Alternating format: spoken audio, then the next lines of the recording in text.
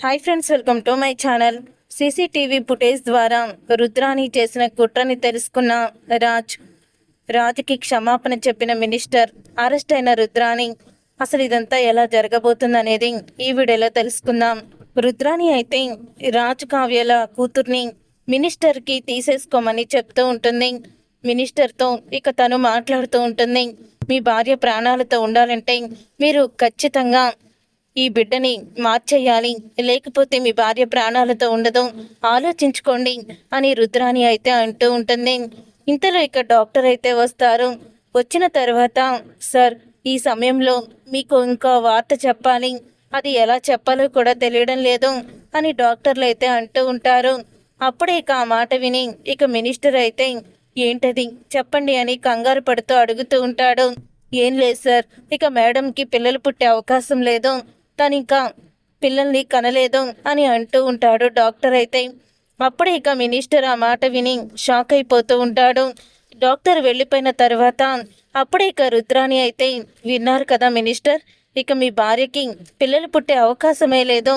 మరి ఇప్పుడు మీరు గనుక నేను చెప్పినట్టు చెయ్యకపోతే ఈ బిడ్డని కూడా మీరు కోల్పోయే అవకాశం ఉంది. అప్పుడు కొన్ని నెలలు పెంచుకున్న కూతురు చనిపోతే ఆ తల్లి ఎంత ఆవేదనకు గురవుతుందో మీరే అర్థం చేసుకోండి.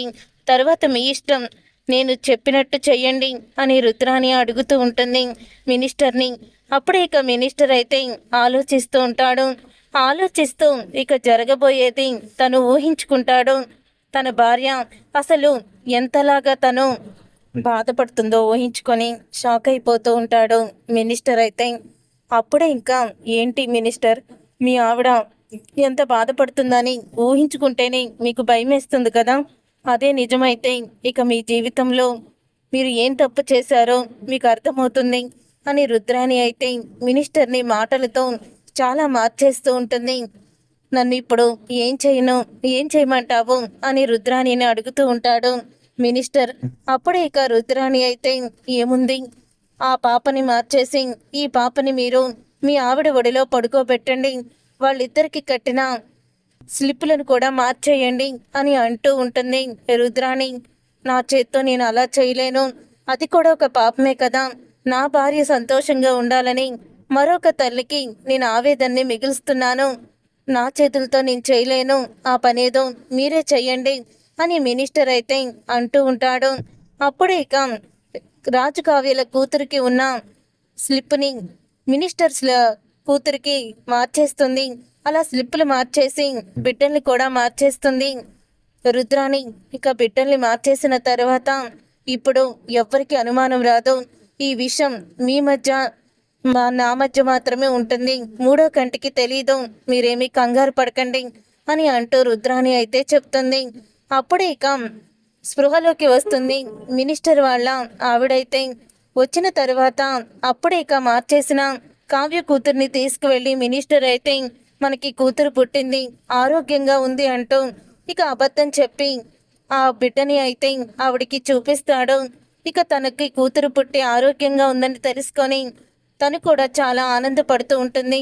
ఇన్ని రోజులకి మనకి ఆ దేవుడు బిడ్డని ఇచ్చాడు, నాకు చాలా ఆనందంగా ఉంది అని చెప్పి అంటూ ఉంటుంది. తర్వాత ఇక కావ్య అయితే తన కూతుర్ని అడగడంతో డాక్టర్ అయితే, ఇప్పుడు మీ అమ్మాయికి ఎటువంటి ప్రాబ్లం లేదు, ఇక మీరు చూడవచ్చు అని బిడ్డని తీసుకుని వస్తానని ఇక నర్స్ అయితే వెళ్తుంది. వెళ్ళిన తర్వాత ఇక కుటుంబం మొత్తం కూడా వచ్చి నుంచొని ఉంటారు. ఏంటి అందరూ వచ్చేసారే అని అంటూ ఉంటాడు రాజైతే. మరి మా మనవరాల్ని చూడాలని మాకు ఆశగా ఉంటుంది కదా, అందుకే అందరం వచ్చేసాము అని అంటూ ఉంటారు అందరూ కూడా. అప్పుడు ఇక కావ్య కూతుర్ని తీసుకువచ్చి కావ్య చేతికి ఇస్తుంది నర్స్ అయితే. కావ్యకి తన కూతురి స్పర్శ అయితే తెలుస్తుంది. ఇక తన కూతురి స్పర్శని తెలుసుకున్న కావ్య అలా చూస్తూ ఉండిపోవడంతో రాజు అయితే అడుగుతూ ఉంటాడు, ఏమైంది కళావతి, ఏంటి అంత అనుమానంగా చూస్తున్నావు అని అడుగుతూ ఉంటే, ఏం లేదండి, ఈ బిడ్డ మన బిడ్డ కాదు అని అంటూ ఉంటుంది కావ్య. ఆ మాట విని అందరూ కూడా షాక్ అయిపోతూ ఉంటారు. ఏం మాట్లాడుతున్నావు కళావతి, మన కూతురు కాకపోవడం ఏంటి, మన కూతురే అని చెప్తూ ఉంటాడు రాజైతే. లేదండి, మన బిడ్డ స్పర్శ నాకు తెలుసు, మన కూతురు కాదు అని అంటూ ఉంటే, అప్పుడే ఇక ఇందిరాదేవి, లేదు కావ్య, నీకు అలా అనిపిస్తుందంతే, బిడ్డల్ని మార్చడం అనేది అసలు ఇక్కడ కరెక్ట్ జరగదు అని అంటూ ఉంటుంది ఇందిరాదేవి. ఇంతలో డాక్టర్ వచ్చి, లేదండి, ఇదిగోండి స్లిప్ కూడా రాసి మారిపోకుండా పిల్లలిద్దరికీ కూడా పెట్టాము, అసలు మారిపోయే అవకాశమే లేదు అని డాక్టర్ కూడా చెప్తుంది. అది మీ భ్రమ మాత్రమే అని చెప్తూ ఉంటే ఇక అందరూ కూడా కావ్యదే అబద్ధమని, తను ఆ ఇంటి వారసురాలని చెప్తారు. అప్పుడే ఇక కావ్య దాంతో ఇక సరిపెట్టుకుంటుంది, కానీ తన మనసుకు మాత్రం తన కూతురు కాదని అనిపిస్తూ ఉంటుంది. రాజ్ అయితే కావ్య దగ్గరికి వెళ్ళి, ఏంటి కళావతి, ఇంకా నీకు నమ్మకం కుదరలేదా అని అడుగుతూ ఉంటే, లేదండి, నాకు ఇంకా నమ్మకం రావడం లేదు, మన కూతురు స్పర్శ నాకు తెలుసు అని అంటూ ఉంటుంది కావ్య. అప్పుడే ఇక రాజ్ అయితే, కళావతి నిజమే చెప్తున్నట్టుంది, అసలు ఏం జరుగుంటుంది, నిజంగానే బిడ్డలు మారిపోయారా అని రాజు అయితే అనుకుంటూ ఉంటాడు. అలా అనుకున్న రాజు బిడ్డలిద్దరినీ కూడా పడుకోబెట్టిన గదిలోకి అయితే వెళ్తాడు. చుట్టుపక్కల చూసేసరికి అక్కడ సీసీ కెమెరా అయితే ఉంటుంది. అప్పుడే రాజు అయితే సీసీ కెమెరాని చూసి, ఈ సీసీ కెమెరాలో ఉన్న ఫుటేజ్ ఎక్కడ వస్తుంది అని అడిగి అక్కడికైతే వెళ్తాడు. వెళ్ళిన తర్వాత సీసీ కెమెరా ఫుటేజ్ మొత్తం కూడా గమనిస్తూ ఉండగా ముందు రుద్రాణి అయితే కనిపిస్తుంది. ఇదేంటి, రుద్రాణి అత్త హాస్పిటల్కి ఎప్పుడొచ్చింది, తను అసలు మాకు కనిపించలేదే, తను ఎందుకు హాస్పిటల్కి వచ్చింది అని అనుకుంటూ చూస్తూ ఉండగా ఇక మినిస్టర్తో మాట్లాడుతూ అంతా కూడా గమనిస్తూ ఉంటాడు రాజ్ అయితే. తర్వాత రుద్రాణి పిల్లల దగ్గరికి వెళ్ళి స్లిప్పులు మార్చేయడం అంతా కూడా గమనించి షాక్ అయిపోతూ ఉంటాడు. కళావతి చెప్పింది నిజమే, నా కూతురు మారిపోయింది, అసలు ఈ రుద్రాణి ఎక్కడుందో చూడాలి అని అనుకుంటూ మినిస్టర్ దగ్గరికి వెళ్తాడు.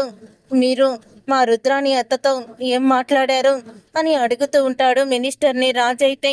ఇక మినిస్టర్ అయితే తడబడుతూ ఉంటాడు. అప్పుడు ఇక రుద్రాణి అయితే అక్కడి నుంచి వెళ్ళిపోవాలని ప్రయత్నిస్తూ ఉండగా ఇంతలో అప్పు రుద్రాణిని చూసి పట్టుకుంటుంది.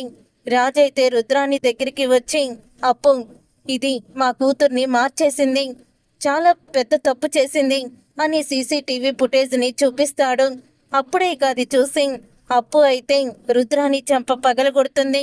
చెప్పు, ఈ బిడ్డని ఎవరికిచ్చావు అని అంటూ ఉండగా ఇంతలో మినిస్టర్ అయితే వస్తాడు.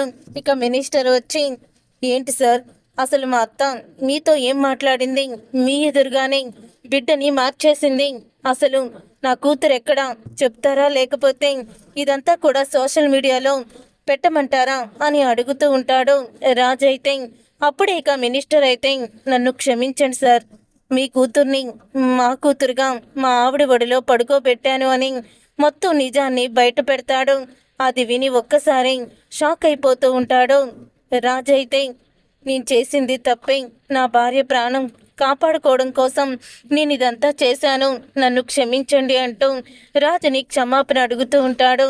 చూసారుగా ఫ్రెండ్స్, రాబోయే కథలో ఖచ్చితంగా ఇలాగే జరగబోతుంది. మరి ఇలాగే జరగాలని మీరైతే కోరుకుంటున్నారా? మరి ఇప్పుడు కావ్య చేతిలో ఉన్న ఆ బిడ్డని మినిస్టర్ ఇక తన భార్యకి ఇస్తాడా? అసలు ఏం జరగబోతుందనేది రాబోయే కథలో తెలుసుకుందాం. ఈ వీడియో మీకు నచ్చితే తప్పకుండా లైక్ చేసి ఛానల్ని సబ్స్క్రైబ్ చేసుకొని పక్కనే ఉన్న గంట సింబల్పై ఆల్ని క్లిక్ చేయండి.